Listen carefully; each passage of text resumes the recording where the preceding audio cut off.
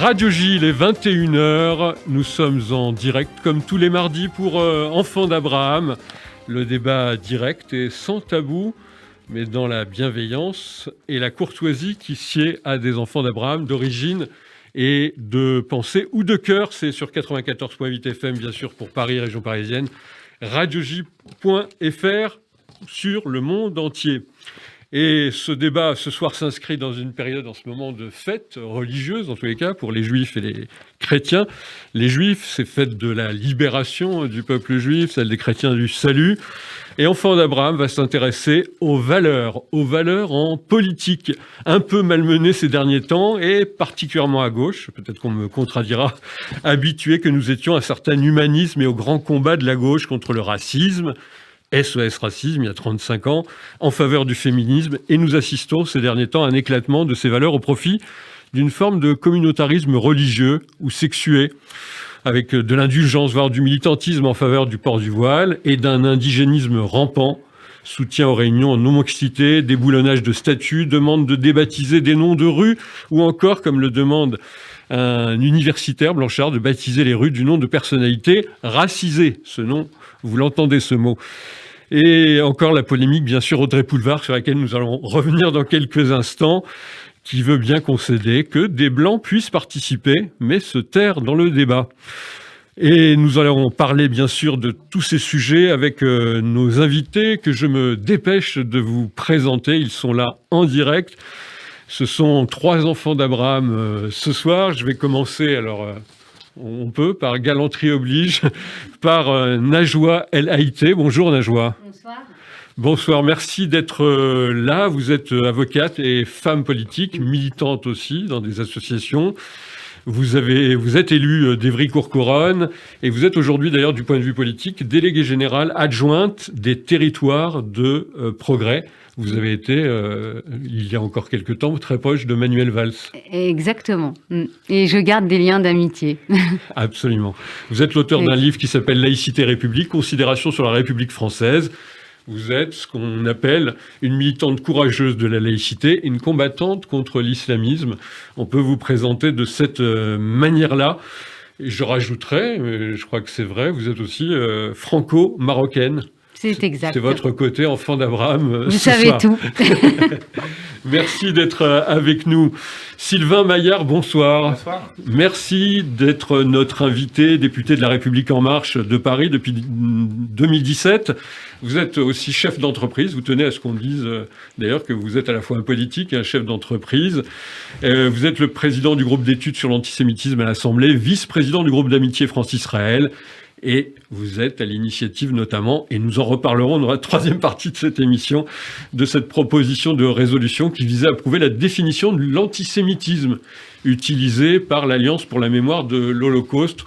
On en parlera bien sûr dans le cadre de cette actualité. Merci d'être là avec nous. Et puis je salue celui qui vient d'arriver et que nous sommes heureux de recevoir, c'est Jérôme Guedj. Bonsoir. Bonsoir. Jérôme Guedj, membre du bureau national du PS. D'ailleurs, vous revenez à l'instant.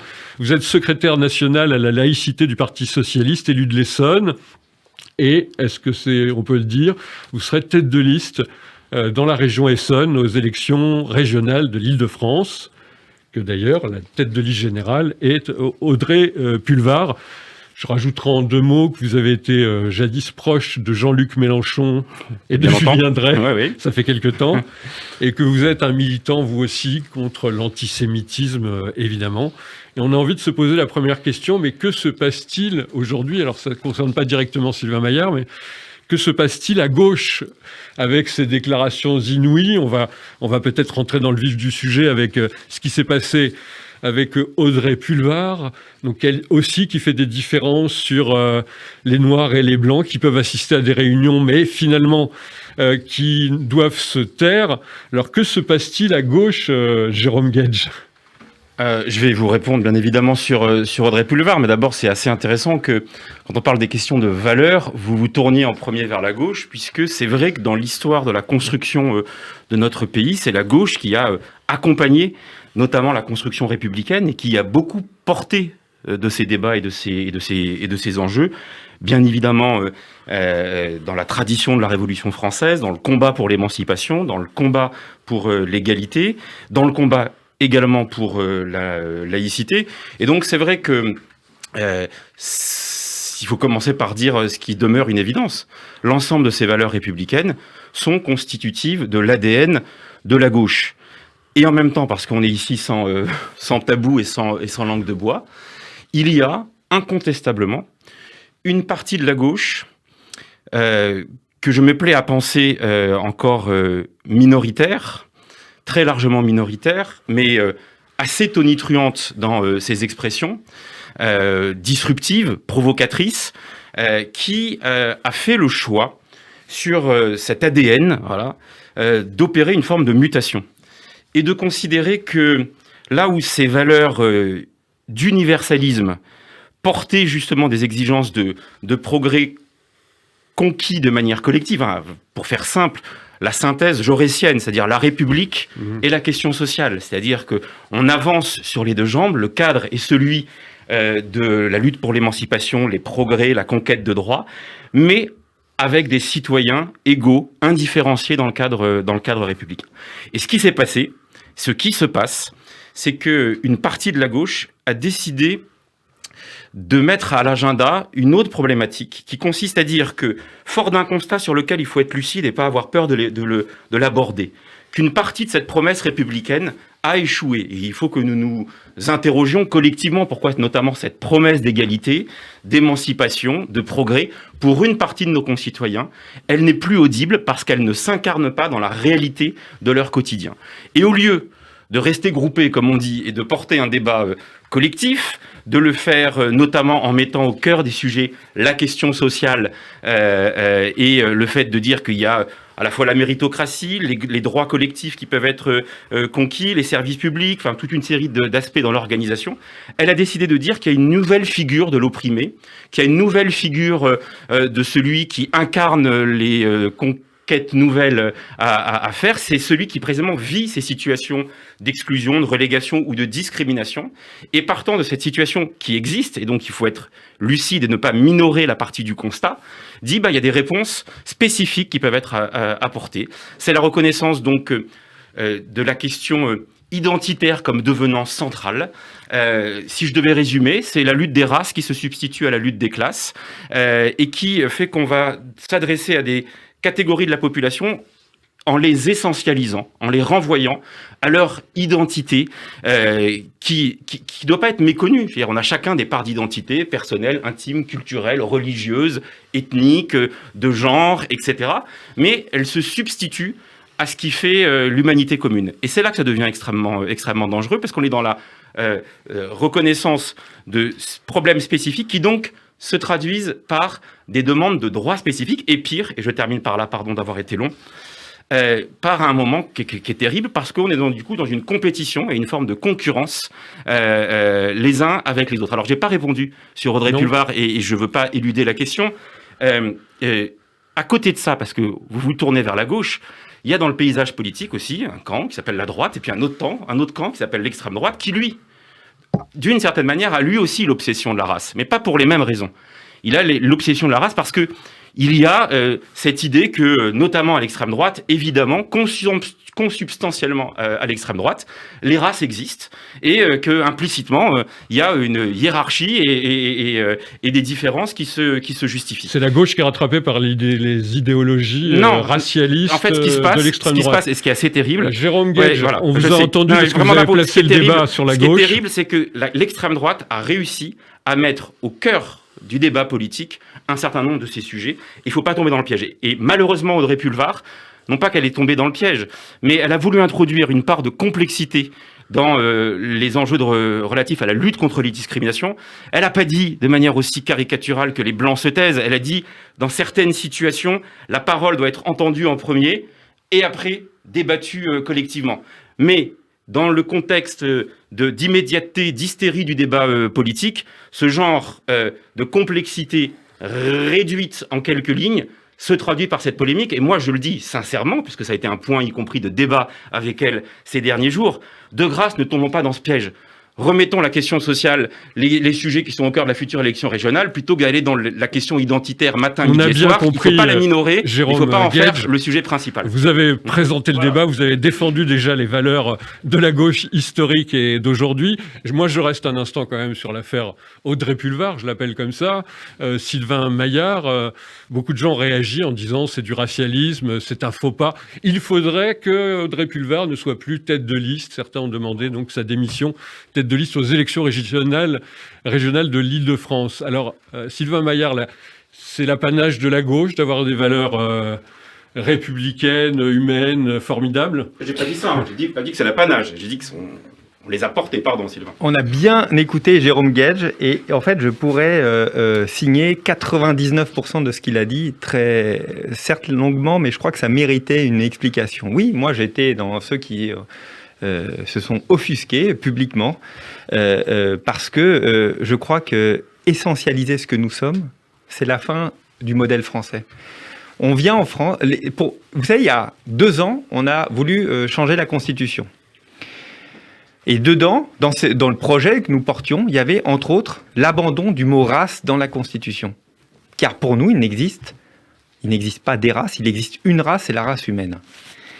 Et que revenir dans l'essentialisation, qui est finalement un concept anglo-saxon en réalité, avec l'idée derrière de plein de choses comme le privilège blanc, pour moi, c'est un piège qui veut dire la fin du projet français d'assimilation, du fait que nous sommes nation, qui que tu sois, que tu sois blanc, jaune, vert, rouge ou bleu, tu deviens français, tu as les mêmes droits.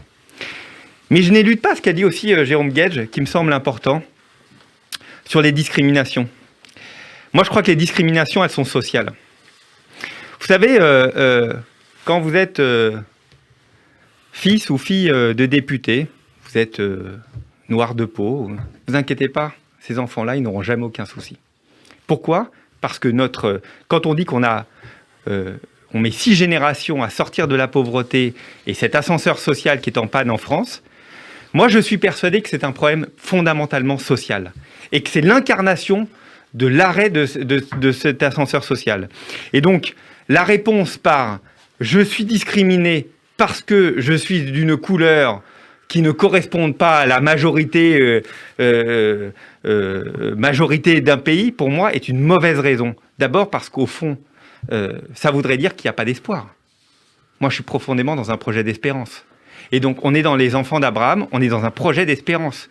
Et pour être français, pour adhérer au projet français, c'est qu'on fait nation, pardon. Et juste finir sur ce qu'a dit Audrey Pulvar.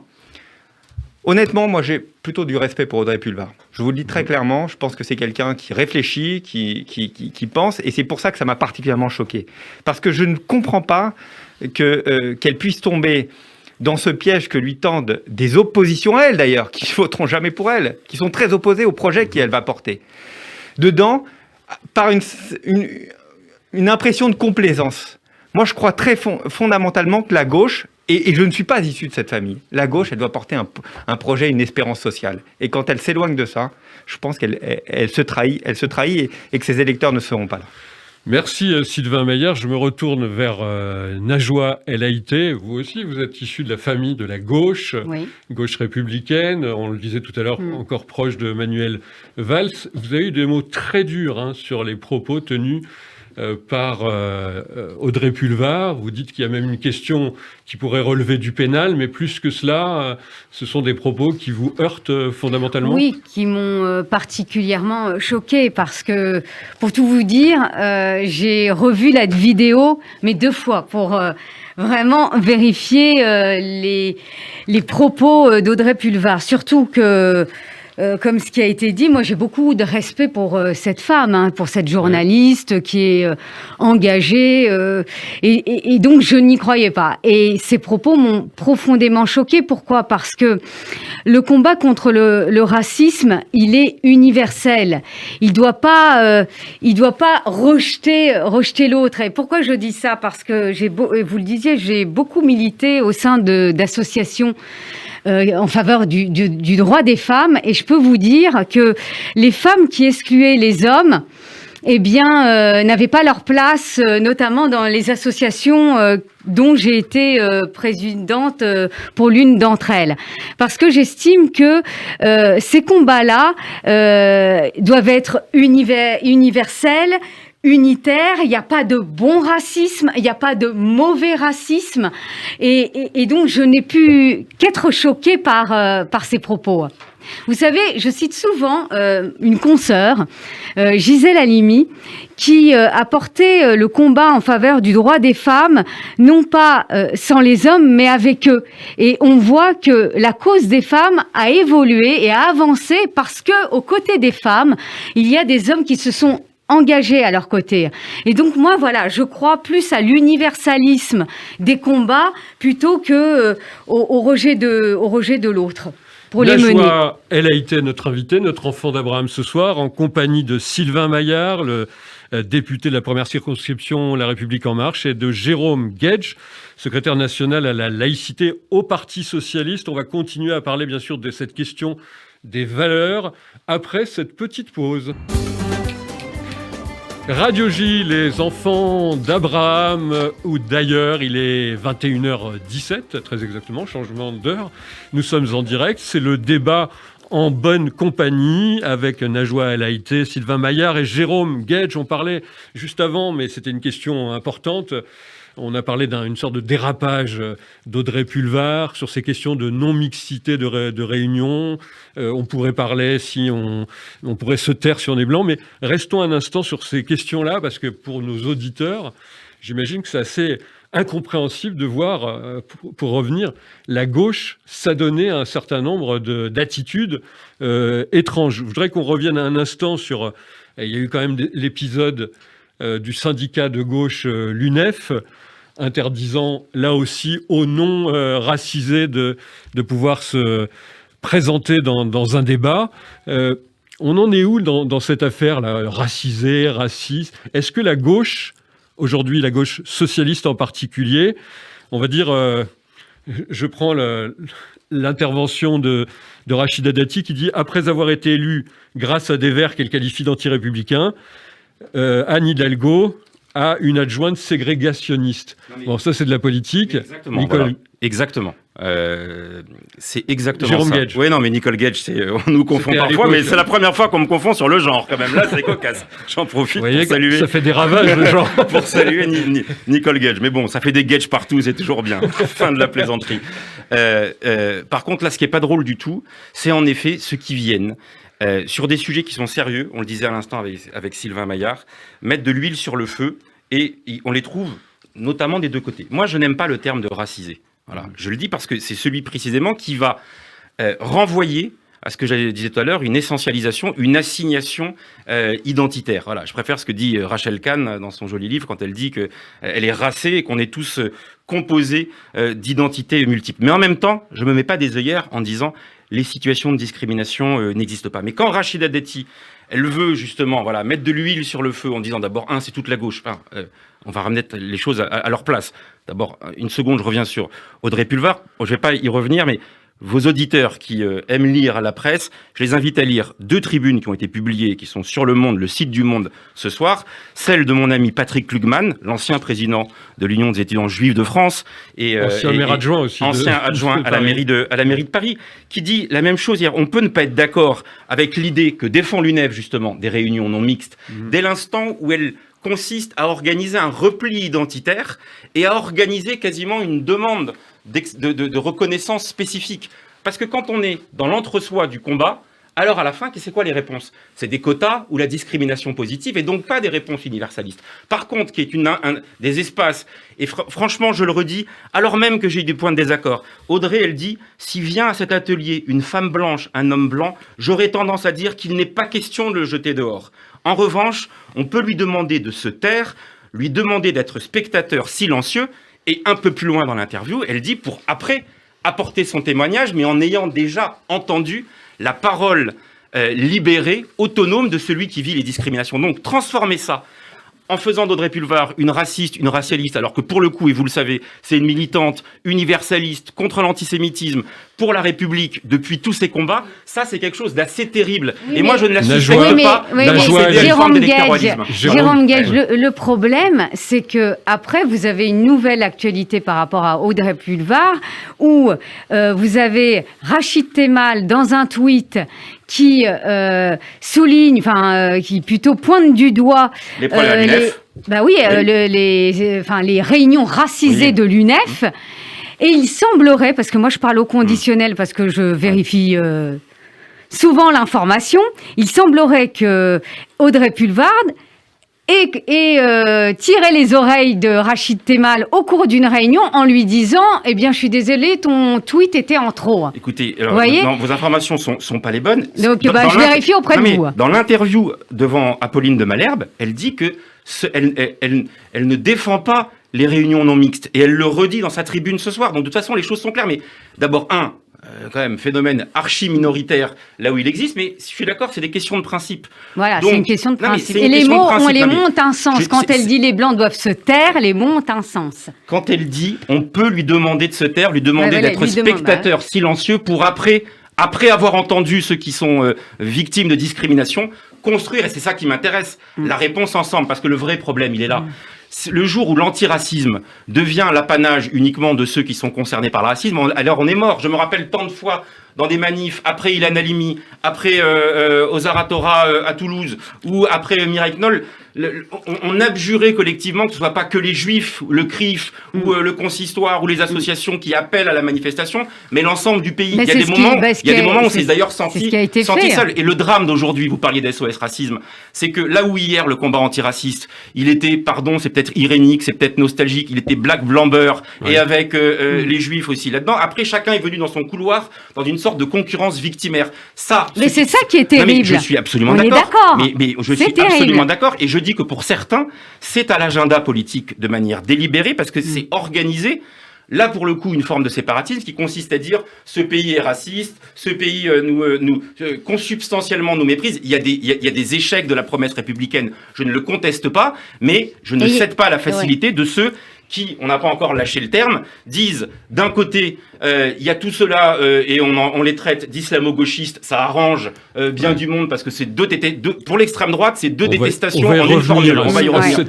Et de l'autre côté, on parlera d'islamophobie aussi, c'est ce que j'appelle la tenaille identitaire, évitons ce piège. Alors justement, Sylvain Maillard, peut-être une réaction. J'ai parlé de l'UNEF. Il y a eu la dissolution demandée par le gouvernement et effective de Génération Identitaire. Et celle de l'UNEF, pas ou pas encore. Est-ce que vous considérez que le gouvernement devrait monter au créneau? On est dans cette situation-là où l'UNEF peut être comparée à un groupe d'extrême droite comme Génération Identitaire? Non, je pense que c'est plus compliqué, que ça ne peut pas se mesurer comme ça. D'abord, rappelez que l'UNEF a une grande tradition. Et que c'est pour ça que ça choque d'autant plus. C'est pour ça qu'on en parle tout autant. C'est parce qu'évidemment, l'UNEF, ça veut dire quelque chose. Pour beaucoup de générations qui ont milité à l'UNEF, voir ce qui est devenu l'UNEF. Moi, je me rappelle, il y a quelques semaines, la vice-présidente de l'UNEF qui vient en commission à l'Assemblée voilée. Et donc là, il y avait eu débat aussi. À chaque fois, il y avait une sensation de provocation, de dire au fur et à mesure, on pousse le plus loin les curseurs. Curseur de quoi? Quelque part. De l'identité et de l'essentialisme. Et pour moi, je pense très profondément que l'UNEF trahit ce qu'est l'UNEF. Trahit la gauche, trahit ses idéaux. Pourquoi? Parce qu'on voit bien qu'on est dans une société de plus en plus individualiste. De plus en plus. C'est une tendance de fond qui est profondément contre le projet que nous portons, qui est le projet français, je veux dire, le projet d'égalité, le projet de construire quelque chose ensemble, le projet d'assimilation, qui est encore, je le redis, un projet anglo-saxon, avec les notions de privilèges blancs, de comme vous en avez parfaitement parlé, chacun revendique pour lui-même, avec une loi séparée ou des revendications pour chacun. On ne peut pas faire nation comme ça. Et je crois qu'il faut peut-être pour ça que ça a autant choqué les propos d'Audrey Pulvar, parce que on se dit, si la digue saute, on en reparlera tout à l'heure aussi sur l'antisémitisme, si la digue saute, vous savez quoi? c'est pas la gauche qui arrivera au pouvoir. La gauche, ce sera, entre guillemets, je prends des guillemets, d'idiot utile. La vérité, c'est que ce sera l'extrême droite qui prendra le pouvoir. Je crois qu'il faut mettre des interdits. Et cet interdit qu'on a semblé, moi encore une fois, j'ai du respect pour Audrey Pulvar, mais qu'on a semblé laisser un peu flotter en disant on verra bien, en fait, nous fait du mal collectivement au projet français. Alors c'est intéressant ce que vous dites, Sylvain Maillard, mais j'ai envie de poser la question, alors peut-être à un adjoint LAIT, si finalement vous défendez tous, et c'est vrai, pourquoi ne pas la défendre, Audrey Pulvar, elle n'est pas raciste, tout son parcours, toute son histoire démontre le contraire. Alors, disons les choses un peu crûment, c'est de l'électoralisme, c'est comme ça que la gauche essaye aujourd'hui de récupérer des voix dans les marges. Moi, je vais vous dire, vous le rappeliez, moi j'ai milité longtemps quand j'étais jeune étudiante à l'UNEF. Et on avait vraiment des combats communs, il y avait vraiment une belle énergie, j'allais dire, d'être ensemble et de lutter contre toutes les formes d'inégalité. Et j'ai aussi milité au sein des SOS Racisme, j'ai tout fait. Et je peux vous dire que après plusieurs années de militantisme au sein de ces associations, au sein du PS aussi, j'ai été refroidie.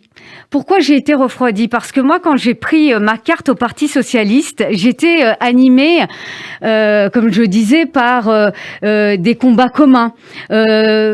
Jérôme Guedj parlait d'une histoire très riche de combats en faveur de l'égalité entre les femmes et les hommes, en faveur de la redistribution des richesses, en faveur de la liberté. Et tout ça, je trouve que la gauche, mais je parle là, du coup, dans sa globalité, a perdu la bataille des idées. Et c'est pour ça, d'ailleurs, que j'ai quitté le Parti socialiste.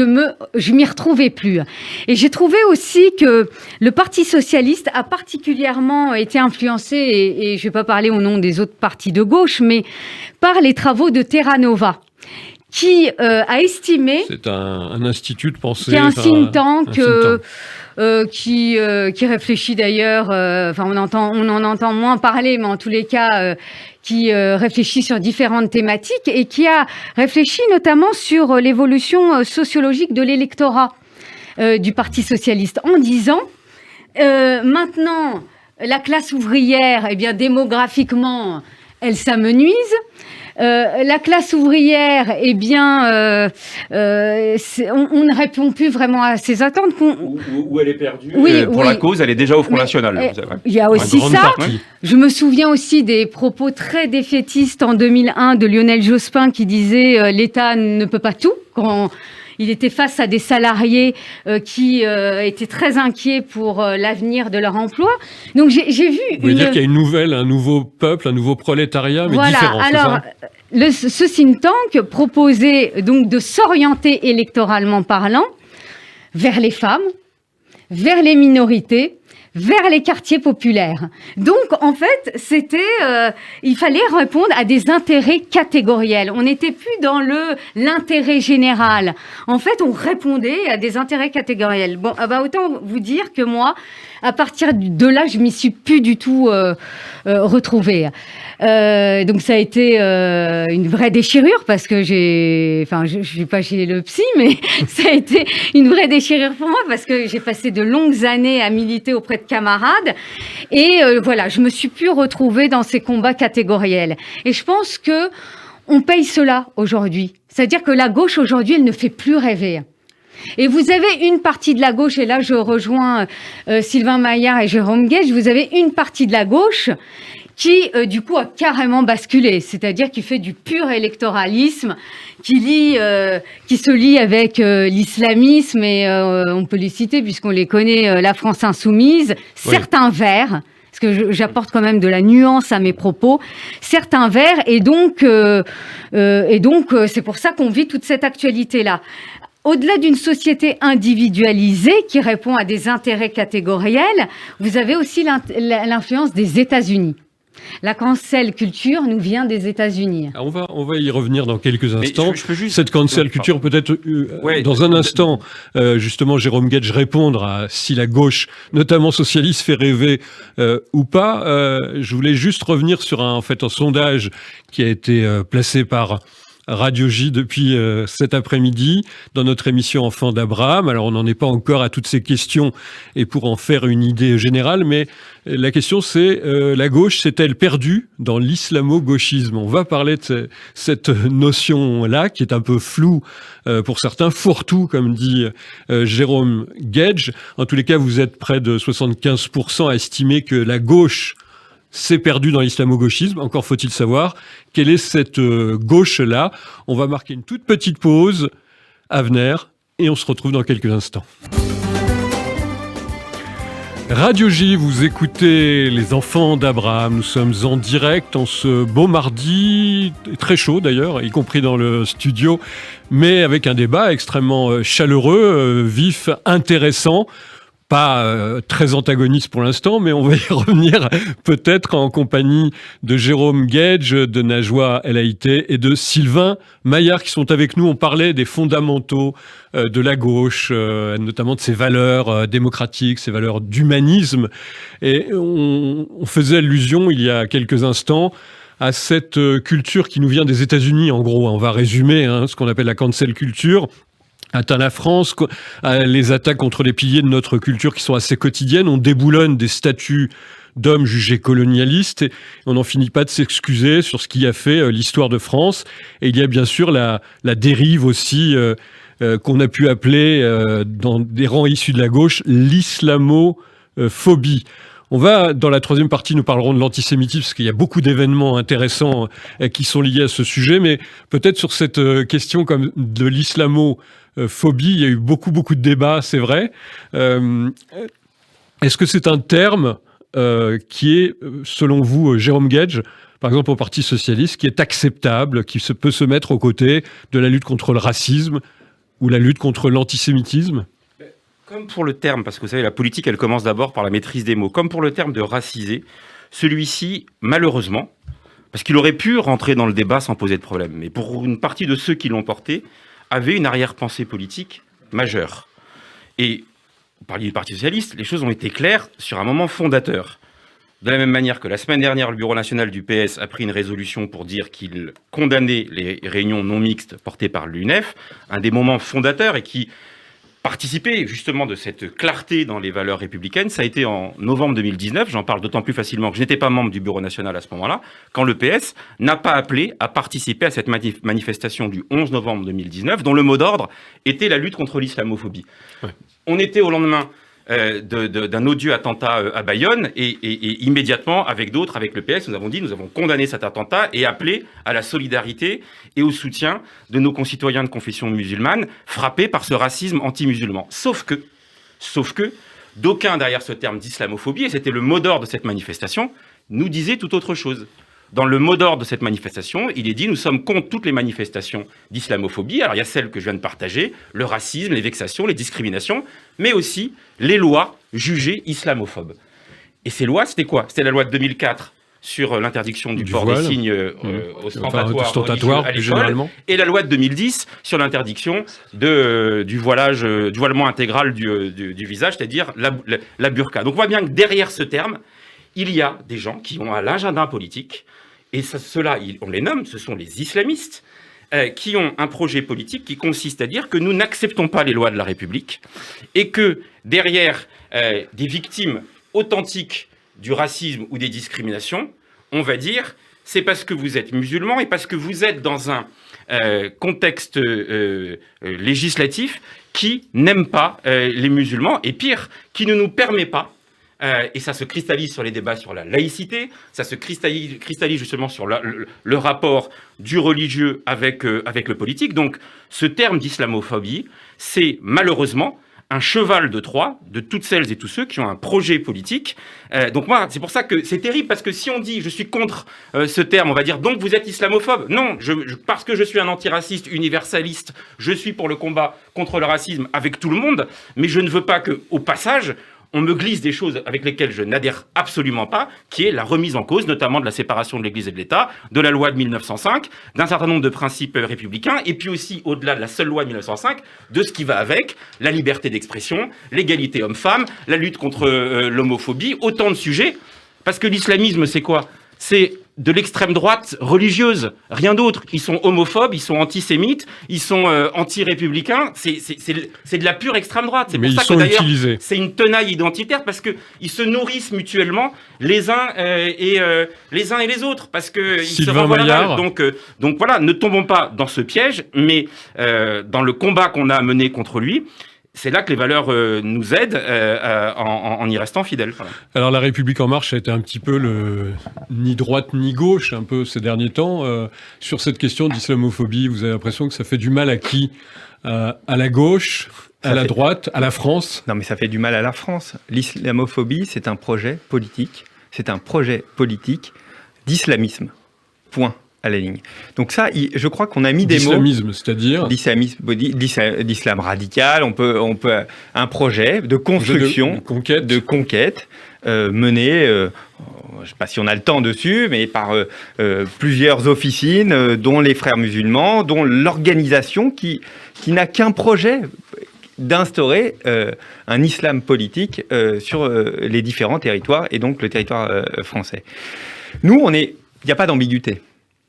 Ce qu'a dit Jérôme Guedj, une fois de plus, je peux le signer. Sauf que, à vrai dire, la gauche, elle est plus ambiguë là-dessus. Avec une façon de faire. Moi, je l'ai vu à l'Assemblée nationale. Quand même d'essayer de ménager la chèvre et le chou. Nous, je crois, à la République En Marche, on a été très clairs. Et d'ailleurs, là-dessus, dans la loi sur le séparatisme, qui a été portée par Gérald Darmanin, je crois qu'on a dit des choses qui avaient besoin d'être dites. Et nous les portons dans la loi en application. C'est-à-dire qu'évidemment, dissoudre tous ceux qui sont contre la République, ceux qui veulent détruire la République. Il n'y a pas un début de discussion à avoir avec ça. On comprend bien qu'il y a des adversaires qui sont d'extrême gauche, qui sont d'extrême droite, qui veulent détruire la République, mais il y a des adversaires qui ont un projet qui n'a rien à voir avec ce que nous sommes. Et donc nous, là-dessus, on est très à l'aise. Il n'y a qu'une France. On a un projet politique de laïcité, d'égalité, de fraternité, qui nous va très bien, de liberté. Et là-dessus, tous ceux qui doivent combattre, on doit se donner les armes. Et c'est pour ça qu'on a voté cette loi qui met du temps, c'est vrai, de se mettre en application, parce qu'il y a la navette parlementaire, mais de faire en sorte qu'on puisse dissoudre, par exemple, je voyais encore un reportage il y a 2 jours sur Baraka City, par exemple. Oui. Comment ça se fait qu'on ait on ait eu aussi peu d'outils juridiques pour dissoudre très clairement une officine qui est là pour détruire la République. Qui se présentait comme une organisation sociale, mais d'aide toujours, sociale, ils se font tous comme ça, toujours comme ça, et et toujours dire si tu es contre moi, si tu ne portes pas, c'est qu'en fait tu es raciste, tu es islamophobe. Vous voyez ce que je veux dire, c'est de retourner la chose pour en faire une arme. C'est quelque chose de redoutable, et c'est pour ça qu'il faut le combattre, mettre les mots dessus et de faire en sorte d'aller jusqu'au bout de ce combat. Najwa El Haïté. Alors, vous êtes une farouche, on peut dire combattante, comme d'ailleurs nos 2 enfants d'Abraham de ce soir, de l'islamisme en marche en France. Bon, déjà, tout d'abord, j'aimerais dire que, bien sûr, que les actes anti-musulmans, on les combat comme l'antisémitisme, comme tous les actes racistes. Mais c'est vrai que le terme d'islamophobie est un véritable piège, parce que déjà, ce mot nous vient de l'Iran. En fait, c'était un mot qui permettait d'éviter de critiquer la religion musulmane. Et donc, c'est fermer le banc, on ne critique pas l'islam. Donc, en fait, en soi, déjà, ce mot est piégeant.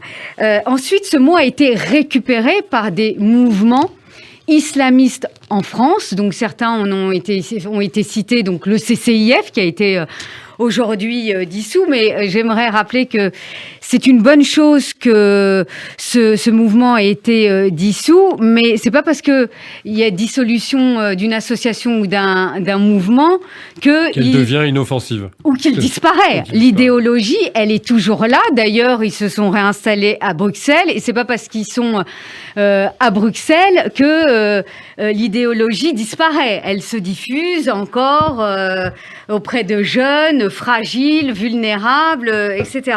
Donc, l'islamisme est un véritable danger. On parlait de Baraka City. Baraka City était situé, puisque là aussi ça a été dissous, à Évry-Courcouronnes. Et autant vous dire qu'ils savaient Ça pas... vous parle? Ça me parle particulièrement étant élu de cette ville.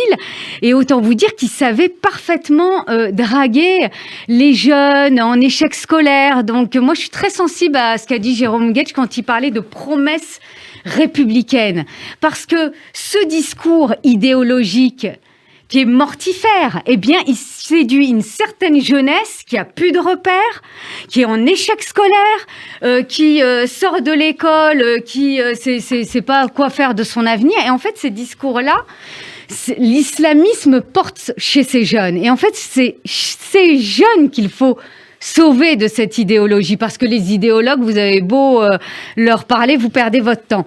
Mais voilà, il faut être inquiet pour ces jeunes-là, et c'est pour ça qu'il faut renouer avec l'égalité des chances et avec la promesse républicaine. Et là, justement, parce que là, on va aussi, parce qu'on dit la promesse républicaine, moi le premier, mais à un moment, ça s'incarne. À l'école, notamment. Je vais prendre un exemple. Comment ça s'incarne? Oui, mais justement. Un exemple. Non, mais je vais prendre un exemple, parce que là, on va revenir à faire de la politique dans le bon sens du terme. L'islamisme, ça a été la même chose en Algérie avec le fils. Il prospère partout où la régulation publique, les services publics, l'intervention collective refluent. Moi, je vais vous dire, dans mon canton à Massy, j'ai vu les choses. Voilà. On arrête les emplois aidés qui soutiennent les associations d'éducation populaire, les acteurs sociaux, etc. On serre la vis, et je le dis, ça s'est fait sous tous les gouvernements. Mais je prends l'exemple des emplois aidés parce que c'était une des premières mesures au début du quinquennat d'Emmanuel Macron. Vous avez des associations, je peux vous en citer une dans mon canton, ils ont arrêté leur soutien scolaire. Dans les 2 années qu'a suivi, j'ai 4 pseudo-écoles coraniques qui ont ouvert dans des appartements et qui proposent tout simplement aux gens, venez les gamins, on va s'en occuper après l'école. Donc quand on dit la promesse républicaine, et c'est moi le reproche que je fais à la loi sur le séparatisme, c'est qu'elle boite sur une jambe, sur des principes républicains, globalement d'accord, on peut avoir des points. Mais il manque l'autre volet, qui est de dire c'est quoi le réarmement des services publics, de l'école, des moyens qu'on met sur ces territoires. Et ça me permet aussi de dire une chose, parce qu'on parlait beaucoup de clientélisme, électoralisme. Oui. Je veux dire, on va être honnête. Je veux dire, ce mal-là, ce clientélisme communautariste avec ces islamistes dans les villes, ça s'est passé à droite, à gauche, au centre, ça s'est passé partout. Non, mais c'est pour ça quand on parle. Non, mais c'est pour ça quand on parle d'islamo. Jean-Christophe Lagarde à Drancy, je peux vous dire, c'est un mode de fonctionnement communautariste, bien organisé, structuré, endémique, à tel point d'abord qu'il est capable de recruter dans le personnel municipal la femme d'un des meurtriers d'Ilan Halimi, et je le dis à cette antenne avec les risques que ça comporte en termes de diffamation. Eh bien, tout ça pour dire qu'il y a beaucoup de gens qui ont joué avec le feu. Beaucoup de gens qui ont joué avec le feu. Mais ça date pas de maintenant. Ah non, mais ça, je veux dire, c'est l'héritage. Mais cette idée de se dire d'une démission qui date de plusieurs années, hélas. On est absolument d'accord. Sauf que il n'y a pas le changement de braquet. Il n'a pas eu lieu après les émeutes de 2005. Il n'a pas eu lieu après le rapport Borloo. Il n'a pas eu lieu, je le dis aussi, pendant le quinquennat de François Hollande. Donc on ne peut pas à un moment se lamenter en se disant notre République, elle se délite, et il y a des gens qui viennent se glisser dans les interstices et pas prendre la mesure que c'est un travail de oui, mais il y a des réponses. Oui, mais attendez, regardez je nos peux profs vous dire. qui sont pas outillés. J'ai des exemples concrets. À l'école, il y a eu notamment des réponses, c'est-à-dire le dédoublement des classes. C'est quand même une bonne chose. Le fait que l'école démarre à 3 ans, c'est une bonne chose. On sait très bien que les inégalités, elles commencent dès le plus jeune âge, dès les premiers apprentissages. Donc ça, c'est plutôt une bonne chose. Mais là où je vous rejoins, et là c'est sous ma casquette territoire de progrès, c'est que il a manqué à cette loi que je salue, parce que c'est la première fois qu'on va aussi loin pour lutter contre une idéologie. Et ce projet de loi est loin d'être un projet de loi contre l'islam, mais il a un projet de loi contre l'islamisme. Donc les mots ont un sens. Ça, c'est très important que vous le redisiez. Non, surtout que moi, je suis française de confession musulmane, donc j'ai lu ce projet de loi et je salue qu'il existe, parce que en effet, on a des difficultés juridique sur le terrain, et au moins ça nous outille contre l'islamisme. Après, une fois que j'ai dit ça, ce qui manquait dans ce projet de loi, et ce qui manque dans ce projet de loi, c'est en effet sa jambe gauche. C'est tout ce qui est en lien avec l'égalité des chances, cette promesse républicaine. Mais il semblerait que le président de la République, et là je laisse oui, c'est peut-être Sylvain Maillard qui va répondre sur cette jambe, qu'il faudrait une jambe gauche. On attend cette jambe gauche. La République en marche, c'était ni droite ni gauche. On l'attend depuis le début du quinquennat. Pour Sylvain ceux qui y croyaient. Avant une pause. Non, d'abord, quand on fait un projet de loi, il part pas dans tous les sens. Ceux dont on parle, par exemple, les emplois aidés, oui, c'est vrai que nous sommes contre le fait d'avoir des emplois aidés. Pourquoi ? Parce qu'en fait, on précarise. Ce sont des contrats où on précarise des gens. Nous, ce qu'on veut faire, c'est au contraire faire en sorte que chacun puisse s'en sortir. Moi, je portais la loi sur liberté de choisir son avenir professionnel. Ouais. L'idée, c'est très simple, c'est de monter tout le monde, de donner une chance à tout le monde. Et pas les associations, oui, mais on peut pas en faire. Utiles, ces emplois aidés dans les associations. Ou alors augmente les subventions, permet-leur d'embaucher. Pour que les employeurs trouvent de la main-d'œuvre pas chère, ça c'est sûr que c'est très utile. Moi, ce que je veux, c'est que chacun puisse s'émanciper, y compris celui qui est en contrat aidé. Donc, nous, on veut qu'il ait un vrai contrat. On veut qu'il ait un CDI et qu'on l'aide. Et d'ailleurs, c'est ce qu'on fait. On accompagne justement l'aide pour qu'il ait des CDI, des vrais contrats. Faire en sorte qu'il puisse se construire un avenir. C'est pas celui qui aide. On ne doit pas précariser celui qui va aider l'autre. Au contraire, il faut qu'il soit un exemple. Et c'est pour ça que ça, c'est vraiment de la politique. Et ça, c'est vraiment de la jambe gauche. Vous savez, c'est de la politique. Il faut faire en sorte que chacun d'entre nous reconstruire cet ascenseur social et que chacun puisse avoir, je reprends le mot, de l'espérance. C'est essentiel. C'est ça que nous libérer et protéger. C'est le mot d'ordre de notre campagne en 2017. C'est ce que nous sommes profondément à La République En Marche. Libérer et protéger. C'est deux choses qui vont ensemble. Et si on fait l'un ou l'autre de façon séparée, ça ne fonctionne pas. Eh bien, vous écoutez Enfants d'Abraham. Le débat est enclenché depuis un bon moment, avec beaucoup de vivacité et d'intérêt. La gauche, ses valeurs, mais aussi La République En Marche, le gouvernement, la société.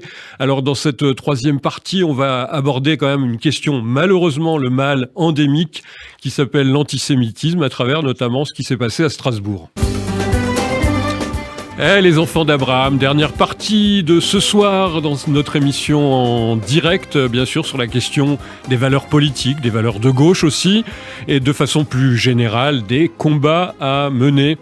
Alors on l'avait dit, évidemment, quand on est sur Radio J dans cette émission, on ne peut hélas s'empêcher de parler de l'actualité qui nous rattrape, l'antisémitisme.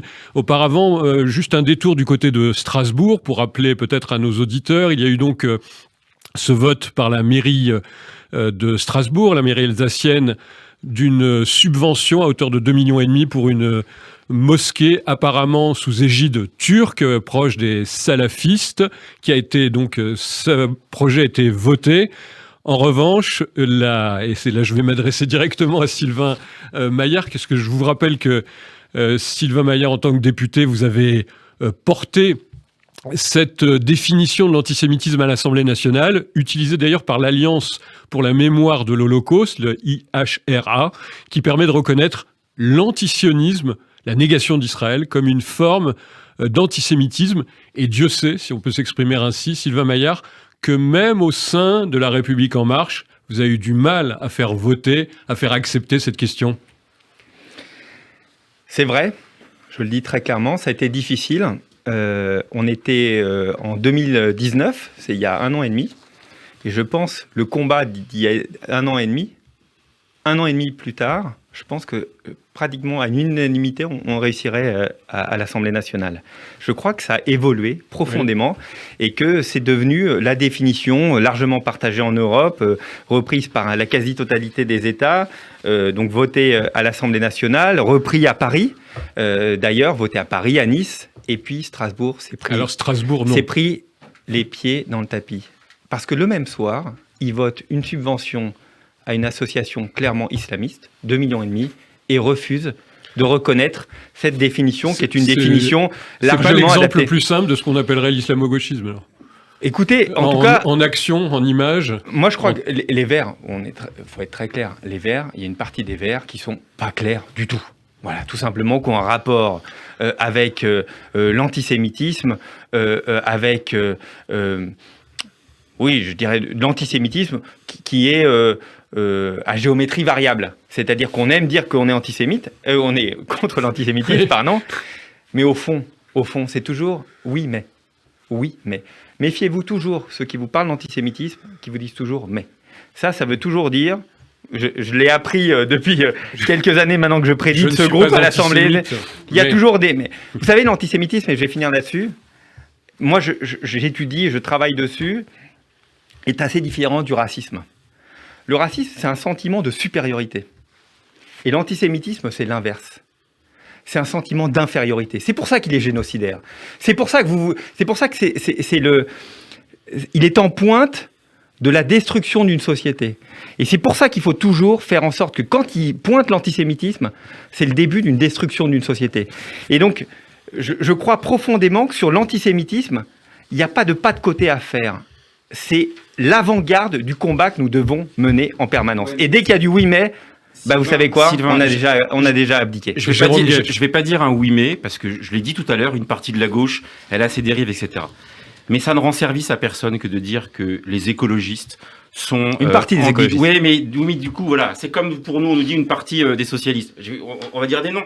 Est-ce que tu penses que Yannick Jadot est antisémite? Non. Est-ce que tu penses que Julien Bayot... Lui, il est clair, mais par contre, une autre partie des Verts... Non, mais ce que je veux dire, c'est un peu tout à l'heure, quand on disait à gauche, vous êtes... Il y a des millions de Français qui vivent dans des municipalités dirigées par le Parti socialiste aujourd'hui. Il y a des problèmes d'accommodement ou de difficultés chez Mathieu Klein à Nancy, chez Martine Aubry à Lille, chez Anne Hidalgo à Paris, chez Benoît Payan à Marseille, etc. Enfin, je veux dire, chez Johanna Roland à Nantes ou Nathalie Appéré à Rennes. Enfin, faut qu'on arrête de monter en épingle des choses qui sont sérieuses, et je les conteste pas, mais à un moment, on crie au loup sur des choses et on s'aliène une partie des alliés qu'on doit avoir. Donc je dis, il faut un peu faire attention.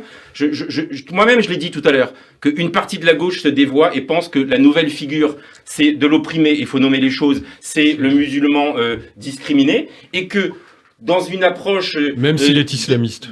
D'accompagnement, voilà, mais justement, d'accompagnement, et ça se traduit pour partie, en effet, par le biais de la détestation d'Israël, et dans une confusion entretenue en disant c'est pas la politique du gouvernement qu'on a le droit de contester comme n'importe quel gouvernement, mais c'est l'existence même de l'État existe dans la définition, hein, je rappelle. Oui, je sais bien, c'est la raison on peut critiquer le gouvernement israélien comme et on doit critiquer, comme je critique le gouvernement américain. Je suis un ami des États-Unis, mais je détestais Donald Trump, et je suis un ami et un soutien d'Israël, mais Bibi c'est pas ma tasse de thé, et c'est pas grave. Non mais Jérôme, je suis électeur là-bas, voilà. Non mais Jérôme Gage, le souci, c'est que vous avez cette partie de la gauche qui est qui a des liens avec l'islamisme. Je suis désolée, hein, ils font de l'électoralisme pour ça. Soit c'est angélique, soit c'est électoraliste.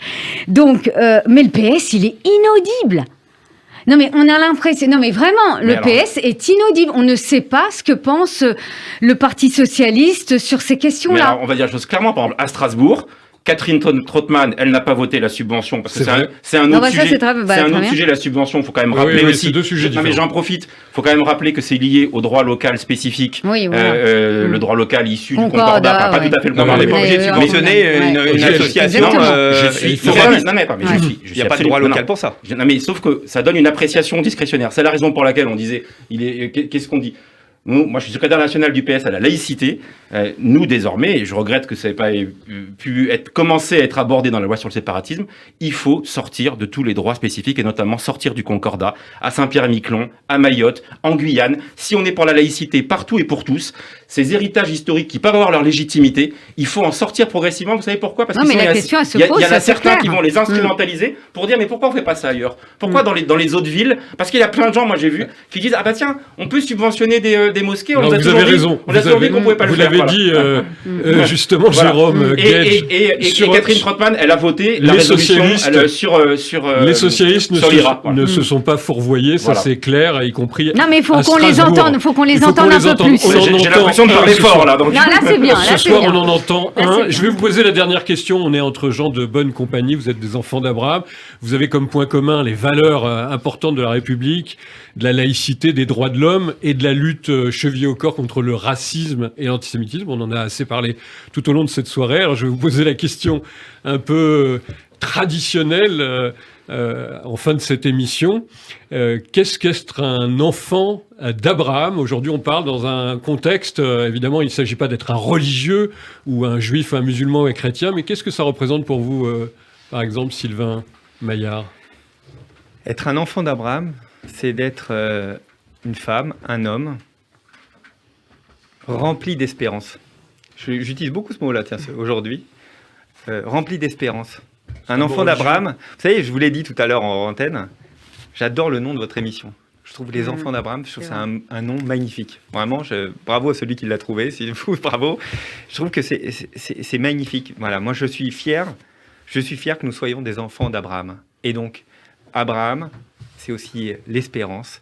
C'est le fait que nous puissions porter un projet. Regardez, on est autour de cette table, on n'a pas forcément les mêmes idées, mais on fait république, on fait consensus, et on essaye d'avancer parce qu'on veut tous la même chose. L'espérance, je trouve que c'est un mot qui va bien avec votre émission. Najwa? Pour moi, un enfant d'Abraham, c'est une femme ou un homme qui a de l'éthique et qui est guidé par le partage, la justice sociale et la fraternité. Et je pense qu'on a fait preuve de fraternité ce soir. C'est vrai. Fraternité ce soir, vous direz autre chose, Jérôme Gage? Alors, si j'ai la minute, je vais faire 30 secondes. 30 secondes. Je vais faire une pirouette. Je suis un passionné de laïcité et de république, mais j'ai un autre sujet de passion, qui est la place des vieux dans la société. Abraham, il est mort à 175 ans. Mathusalem l'a battu, 957 ans. Ouais. Mais j'avais écrit un petit article dans Ténois, la revue de mon ami Delphine Orviller, Les enfants de Mathusalem après la crise du Covid. Si dans cette période, la fraternité, la bienveillance pour tous et le refus de la stigmatisation s'appliquaient y compris aux personnes âgées, et qu'on voyait en elles des éléments de transmission, de partage, c'est vrai dans la culture juive, mais parfois nos sociétés modernes oublient la centralité et la richesse qu'apportent tous nos vieux. Voilà. Merci beaucoup Jérôme Gage, Najwa El Haïté et Merci à Sylvain vous. Maillard d'avoir été nos enfants d'Abraham.